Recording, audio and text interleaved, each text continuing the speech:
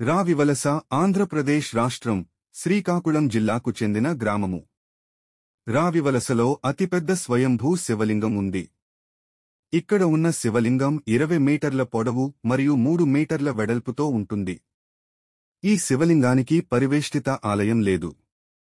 శ్రీ ఎండల మల్లికార్జున స్వామి దేవాలయం స్థల పురాణం ప్రకారం త్రేతాయుగంలో రాముడు రావణుడిని చంపి అయోధ్యకు తిరిగి వస్తున్నప్పుడు వారి వైద్యుడైన సుషేణుడు సుమంచ పర్వతం వద్ద తిరిగి ఉండి శివుని కోసం తపస్సు చేయాలనే కోరికను వ్యక్తం చేశాడు. చుట్టుపక్కల ప్రజలు అనారోగ్యంతో బాధపడుతున్నారని, వారిని ఆదుకోవాలని కోరారు.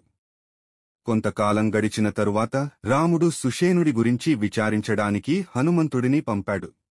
హనుమంతుడు రాగానే సుషేణుడు పోయినట్లు చూశాడు. సుషేణుడి దేహాన్ని చూసి దుఃఖించి శరీరాన్ని జింక చర్మాన్ని, సంస్కృతంలో అజిన, కప్పి దానిపైన కొన్ని మల్లెపూలను ఉంచి శ్రీరాముడికి వార్తను తెలియజేయడానికి వెళ్లాడు. రాముడు, సీత మరియు లక్ష్మణుడు తమ నివాళులర్పించేందుకు అక్కడికి వస్తారు మరియు వారు జింక చర్మాన్ని తొలగించినప్పుడు ఒక శివలింగం పెరగడం ప్రారంభమవుతుంది.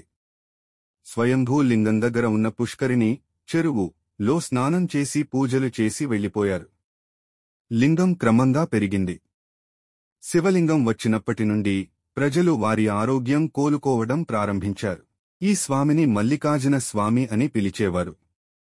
మల్లిక, జాస్మిన్ ఫ్లవర్ మరియు అజిన, జింక చర్మం.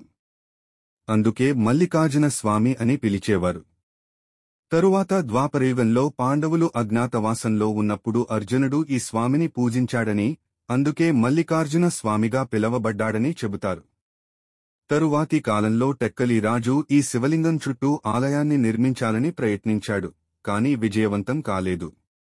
శివుడు అతని కలలో కనిపించి తనను ఆలయంలో ఉంచవద్దని, తనను తాకి భక్తులను చేరే గాలి వారిని సురక్షితంగా మరియు ఆరోగ్యంగా ఉంచుతుందని చెప్పాడు. కాబట్టి ఆలయాన్ని నిర్మించలేదు. అతను సూర్యకాంతి, తెలుగులో ఎండ,కి గురైనందున ఈ స్వామిని శ్రీ ఎండల మల్లికార్జున స్వామి అని పిలుస్తారు. పైనుండి భక్తులు వెళ్లి అభిషేకం చేసేలా నిర్మాణం. కార్తీక, మాఘమాసాల్లో విపరీతమైన రద్దీ ఉంటుంది. స్వామివారి కోసం చుట్టుపక్కల గ్రామాలు మరియు ఒరిస్సా ప్రజలు కూడా ఇక్కడికి వస్తుంటారు. సీతమ్మ కోనేరు అని పిలువబడే పుష్కరిణిలో స్నానం చేస్తే చర్మ వ్యాధులు నయమవుతాయని నమ్ముతారు.